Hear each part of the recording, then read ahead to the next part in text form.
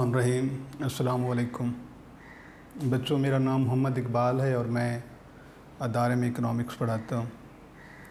हम online classes में second year economics का सिलेबस जो रिसेंटली हमारा चल रहा था, उसमें हमने पब्लिक फ़ाइनेंस का चैप्टर हमने शुरू किया हुआ था।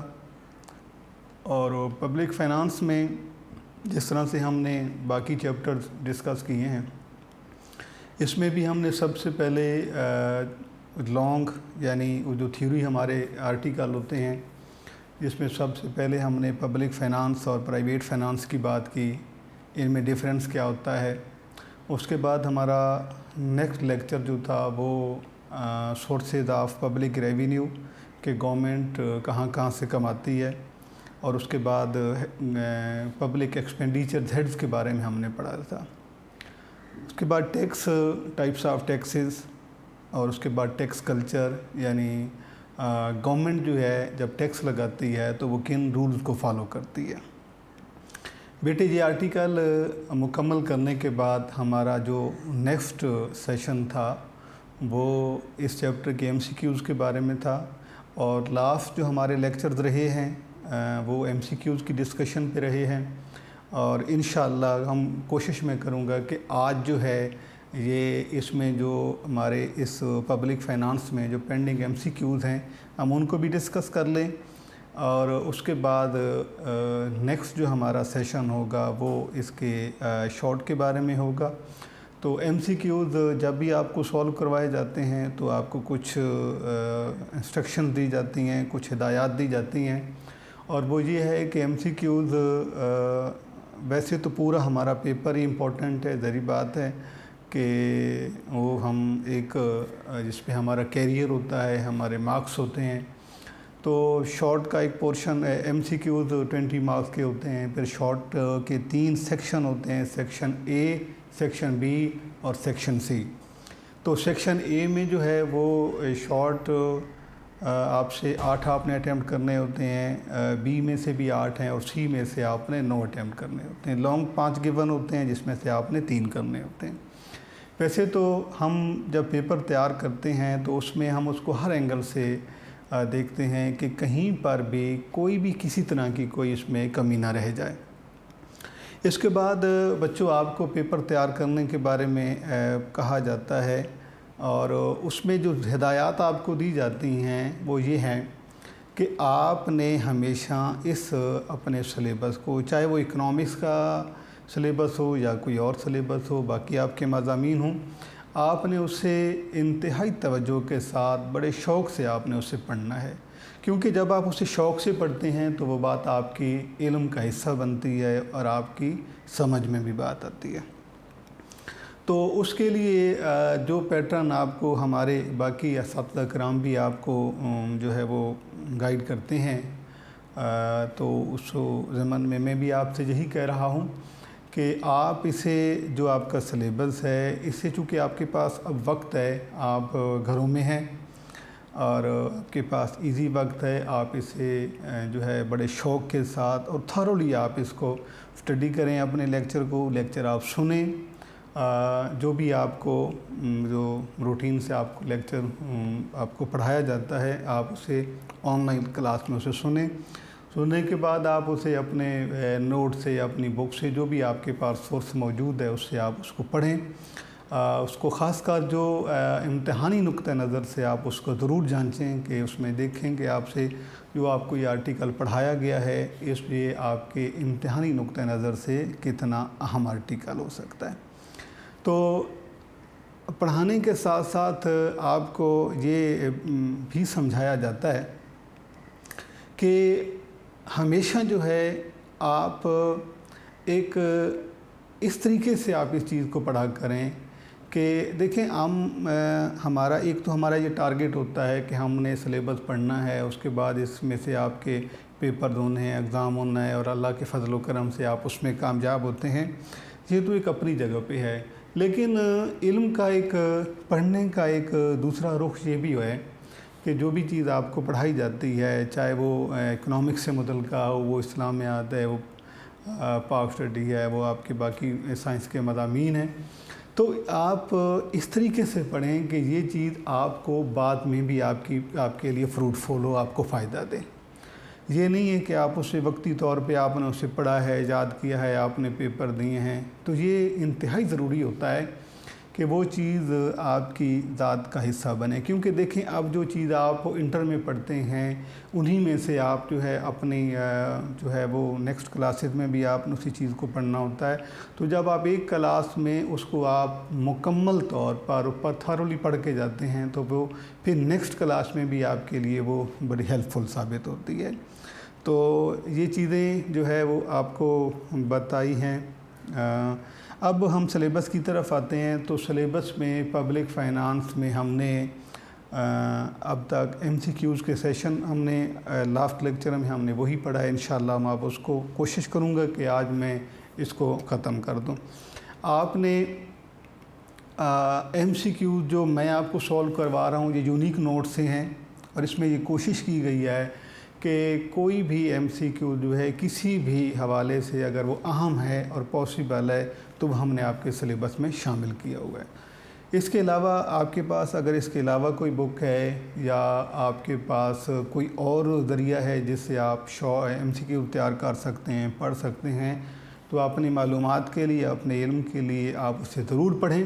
उसमें से अगर कोई भी MCQ आपको मुश्किल लगता है या आप ये समझते हैं कि इसका ये आंसर ऐसा अगर है, उसके बारे में आपको कोई डाउट है, तो वो आप हमसे पूछ सकते हैं और इंशाअल्लाह हम पूरी कोशिश करेंगे कि आपको वो जो है आपको सेटिस्फैक्ट्री आंसर दिया जाए।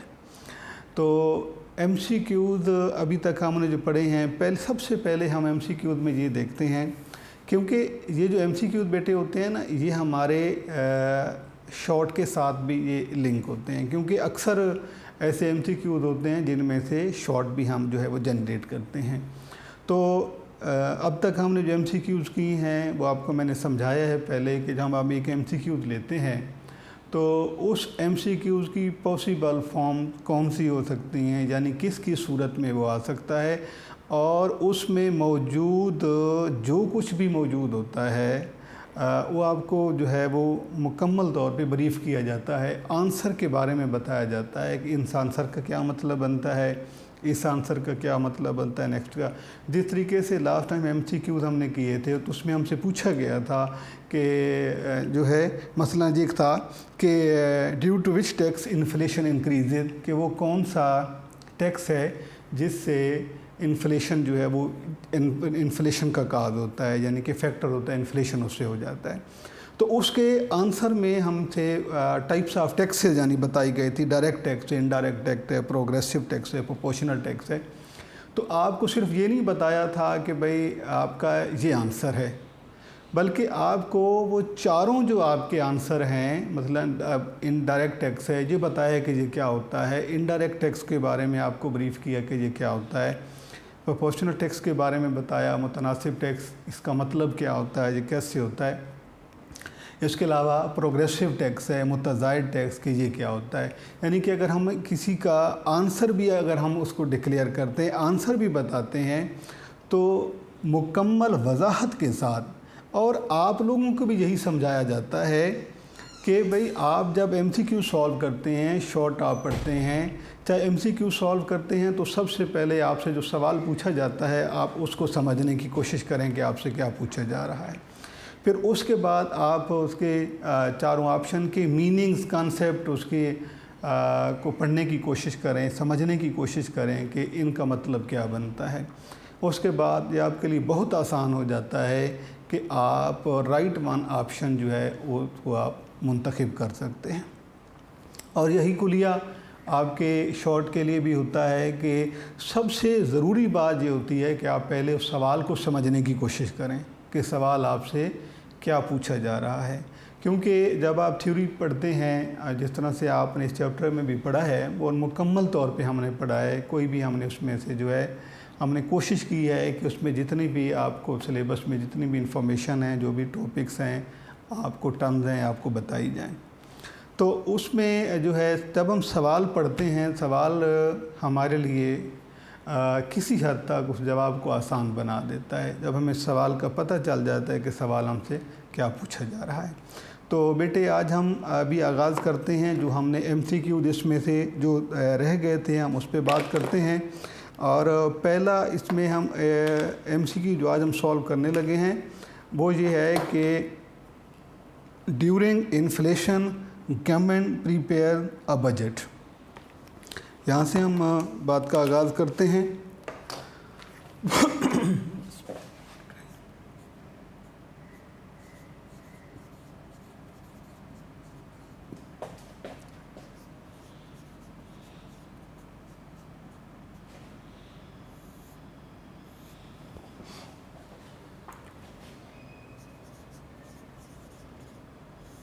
जी, तो पहले MCQ है बेटे, ड्यूरिंग इन्फ्लेशन गवर्नमेंट प्रीपेयर, ये MCQs है।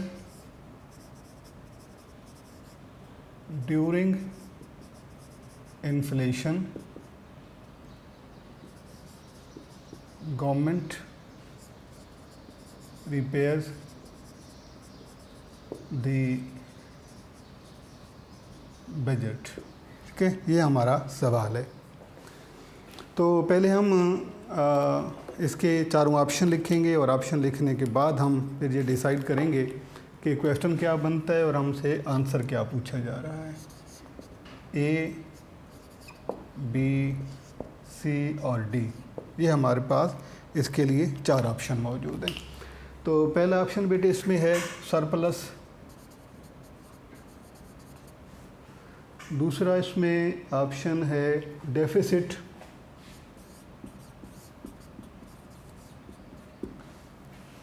तीसरा ऑप्शन है इसमें बैलेंस्ड,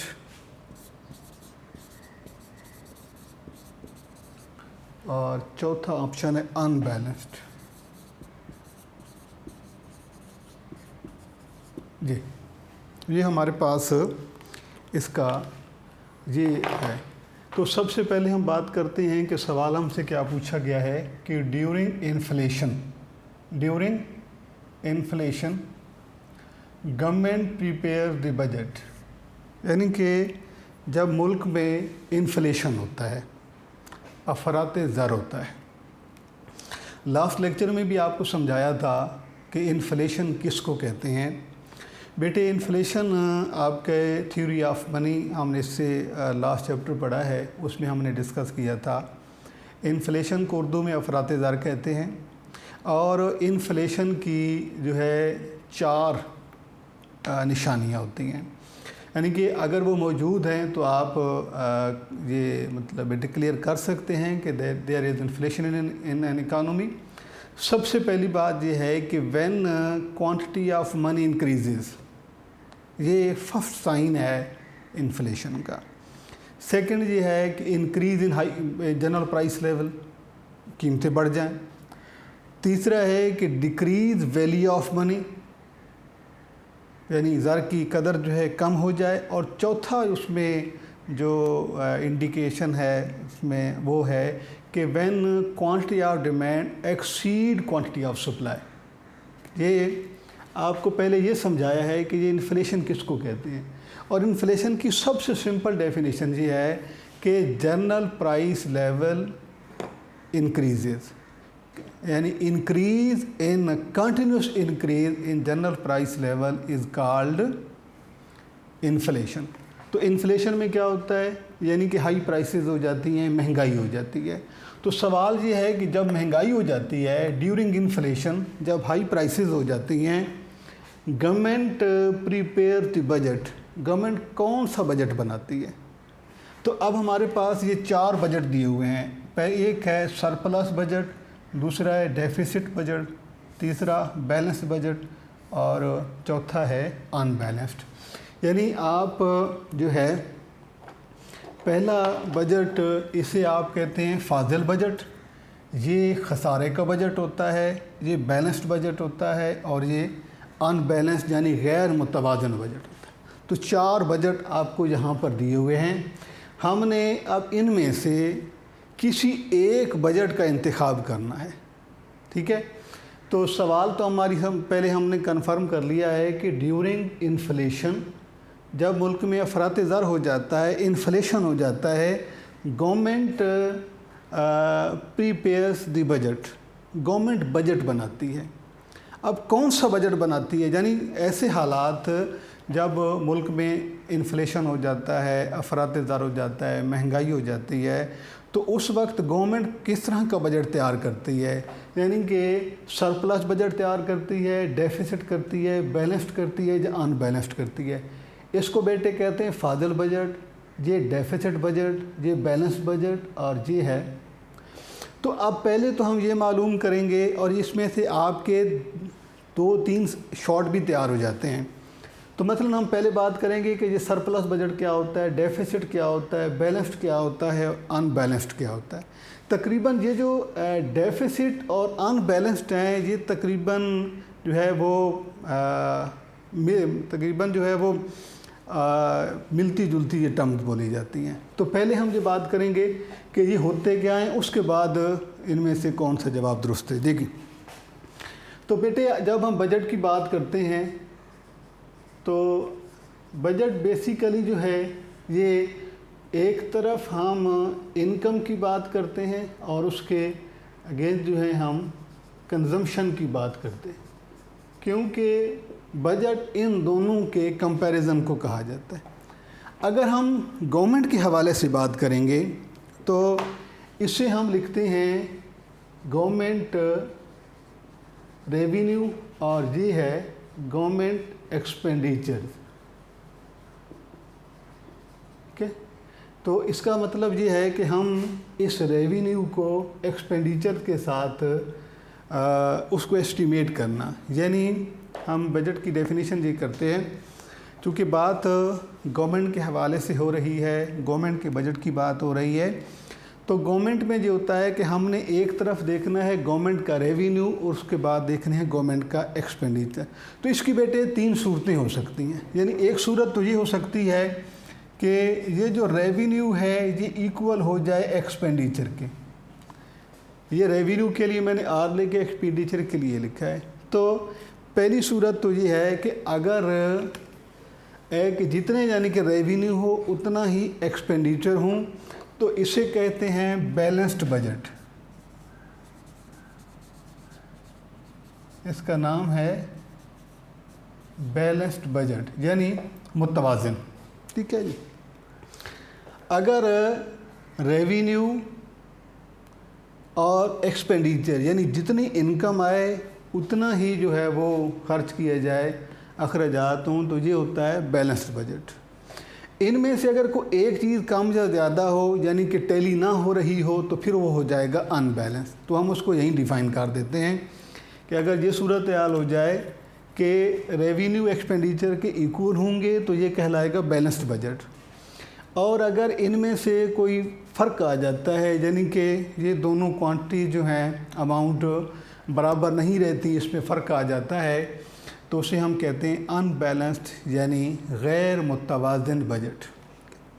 जी, ये तो हो गया बेटा इसकी जो है वो फर्स्ट ऑप्शन हमारे पास।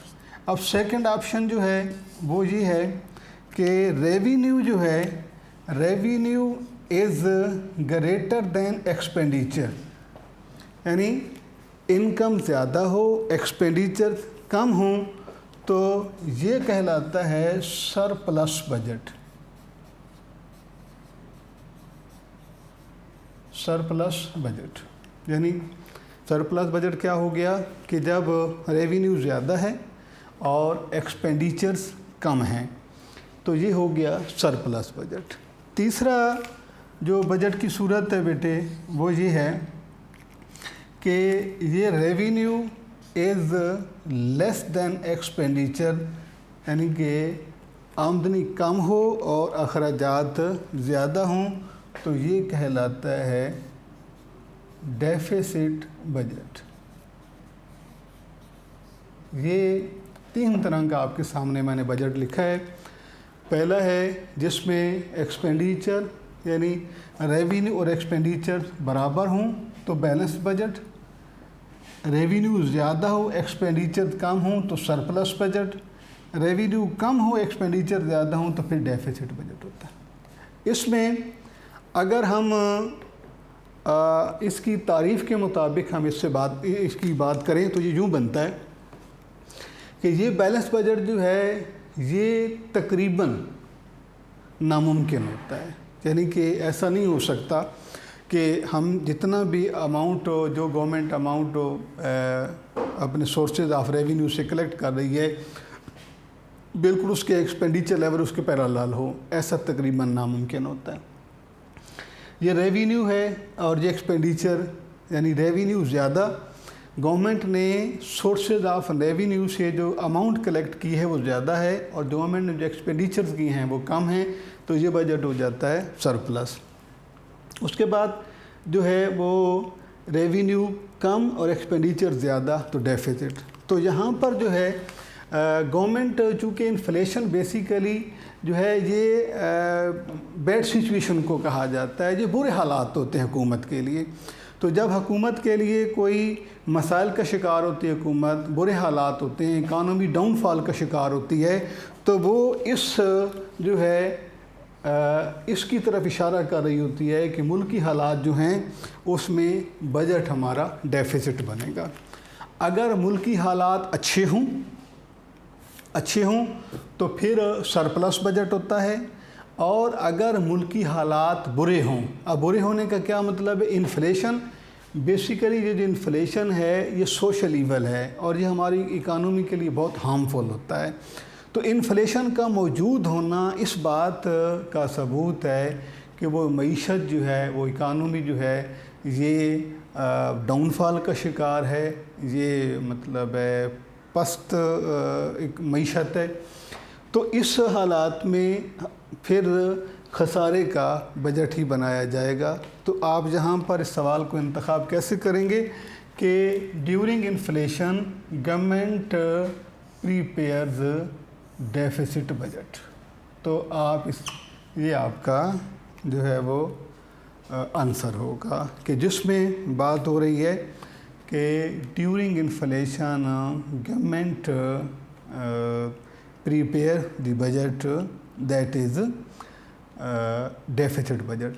और ये बेटे जो आपके सामने मैंने सवाल लिखा है ये 2017 के ग्रुप में ये सवाल, ये MCQs हमसे पूछा गया है 2017 में। ओके, तो इसमें हमने एक तो ये पढ़ा कि ये MCQs में हमने सॉल्व करते हुए ये भी पढ़ लिया है कि बजट क्या होता है, सरप्लस बजट क्या होता है, डेफिसिट बजट क्या होता है, बैलेंस्ड बजट क्या होता है।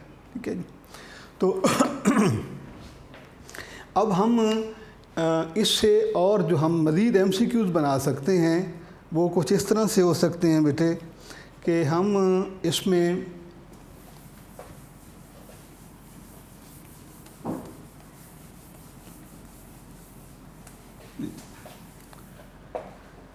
ये जो आपके सामने मैंने MCQs लिखा है, अगर हम इसकी किसी और फॉर्म को देखना चाहें, यानी कि हम ये मालूम करना चाहें कि इसमें से और कौन से जो है वो क्वेश्चन हो सकते हैं, तो MCQs हो सकते हैं। तो एक MCQs पॉसिबिलिटी ये भी है कि यहाँ पे हम लिख सकते हैं कि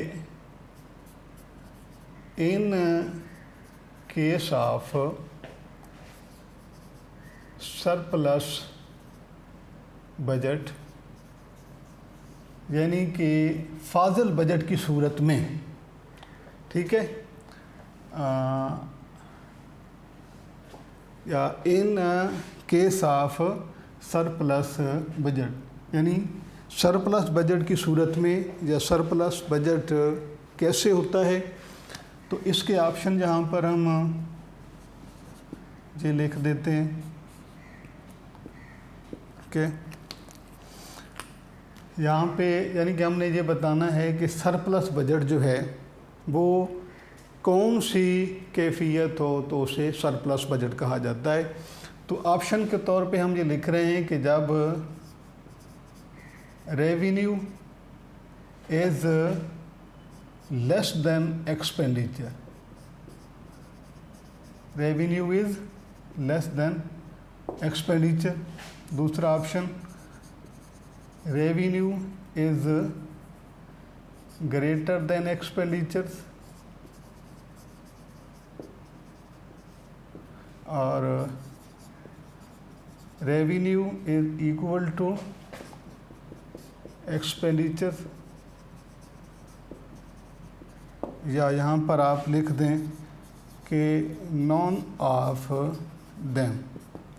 यानी कि इस सूरत में भी आपसे ये MCQs पूछा जा सकता है कि सरप्लस बजट जो है वो किस फॉर्म को कहा जाता है।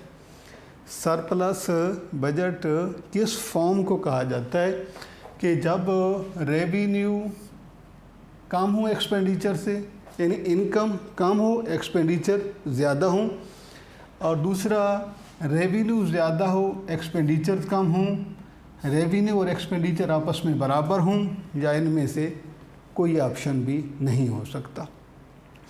तो बेटे अभी हमने पढ़ा है कि जब हम गवर्नमेंट एक्सपेंडिचर और गवर्नमेंट रेवेन्यू को एस्टीमेट करते हैं तो पहला ऑप्शन तो ये हो सकता है कि जितना ही रेवेन्यू है उतना ही हमारे एक्सपेंडिचर हों तो balance budget.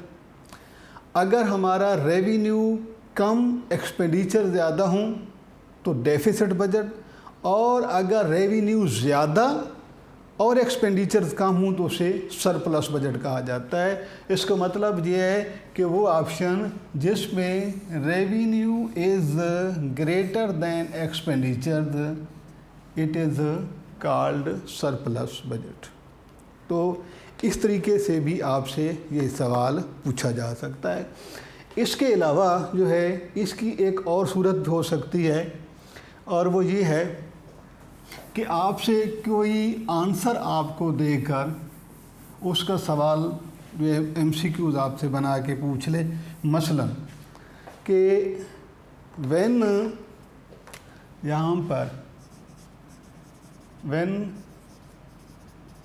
revenue is less than expenditure, revenue is less, there is budget। ठीक है, सवाल क्या है बेटा कि जब when revenue is less than expenditure, अगर ये सूरत हाल हो तो उस वक्त कौन सा बजट हो सकता है। यहाँ पे हम 4 बजट के नाम लिख देते हैं। इस सूरत में भी आपसे ये सवाल पूछा जा सकता है। मसलन पहला हम यहाँ पे लिख देते हैं बैलेंस्ड बजट, दूसरा ऑप्शन हम लिख देते हैं डेफिसिट बजट, सरप्लस बजट, और उसके बाद अनबैलेंस्ड बजट। ठीक है, तो अब आपने ये बताना है कि जब ये सूरत हाल हो जाए कि revenue is less than expenditure, कि रेवेन्यू हमारा एक्सपेंडिचर से कम हो, यानी एक्सपेंडिचर ज़्यादा हो रेवेन्यू कम हो, तो उसे हम क्या कहते हैं, वो स्टेटस कहलाता है बेटे डेफिसिट बजट। आपका ये आंसर जो है वो हो सकता है। तो मकसद बात करने का ये है कि जब एक MCQ आपसे पूछा जाता है तो उसमें सब जो है और भी कई तरह के MCQ हैं जो उसी MCQ से मुतल्लिक़ होते हैं। जिस तरह से हमने एक MCQ पढ़ा है और उसकी हमने 3 फॉर्म्स बताई हैं। यहाँ ये भी हो सकता था कि इनके when revenue is greater than expenditure, when revenue is greater than expenditure, तो फिर कौन सा बजट होता, सरप्लस, फिर आप इसको टिक करते।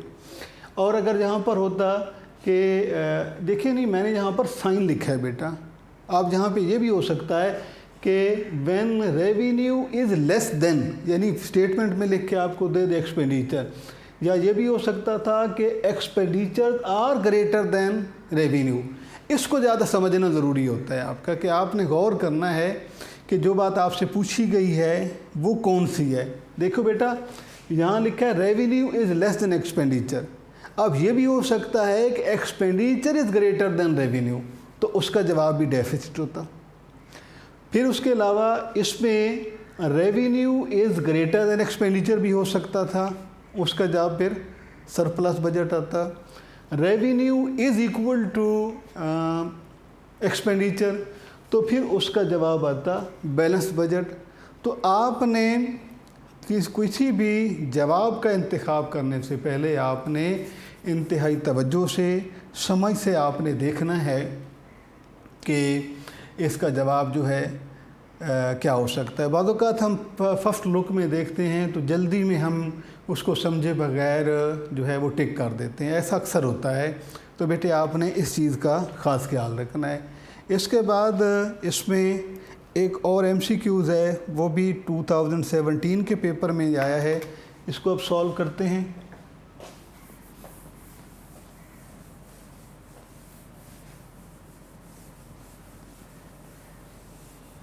जी, ये MCQs है बेटे के which type of budget is better।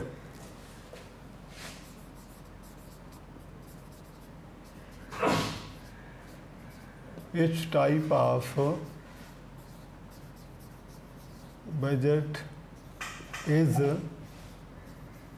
better, यानी कि किस किस्म का बजट जो है वो बेहतर होता है। बजट की कौन सी सूरत बेहतर होती है, किस तरह का बजट जो है वो बेहतर होता है, इसके ऑप्शन हम लिखते हैं। फिर हम ये डिसाइड करेंगे कि इसमें कौन सा जो है वो ऑप्शन दुरुस्त है। पहला है बेटा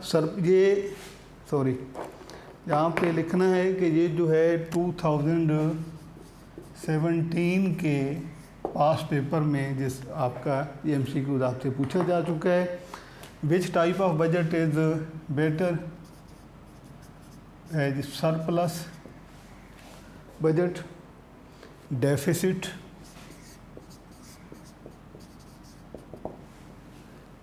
बजट, बैलेंस्ड बजट और उसके बाद है डिफेंस यानी डिफाई बजट। तो इसमें आप ये देखें कि ये सवाल और है लेकिन जवाब आंसर मिलते जुलते हैं। वो सवाल और पूछा गया है, उसके भी आंसर तकरीबन जो है वो मिलते जुलते हैं। इसीलिए आपको कहा जाता है कि इसके जवाब के इंतखाब में आपने बहुत ही एहतियात करनी है। तो सवाल पूछा जा रहा है कि विच type of budget is better, यानी किस किस्म का बजट जो है ये अच्छा होता है, बेहतर होता है, फ़ायदेमंद होता है। तो पहला है सरप्लस बजट। सरप्लस बजट में ये होता है बेटा, अभी आपको पढ़ाया है कि जब रेवेन्यू एक्सपेंडिचर से ज़्यादा होता है। दूसरा डेफिसिट, ये खसारे का बजट होता है जिसमें एक्सपेंडिचर ज़्यादा होते हैं, रेवेन्यू कम होता है। इसमें एक्सपेंडिचर और रेवेन्यू बराबर होते हैं। और ये वो बजट होता है जिसमें मेजर पार्ट जो है वो डिफेंस पे खर्च किया जाता है, या आप कह सकते हैं कि जैसे प्रोटेक्शन के लिए ज़्यादा खर्चात उसमें किए जाते हैं। तो अब हमने ये बताना है कि इन चारों बजट में से कौन सा बजट ज़्यादा फ़ायदेमंद होता है। तो उसके लिए सरप्लस बजट जो है ये फ़ायदेमंद होता है, क्योंकि इसमें revenue is greater than expenditure.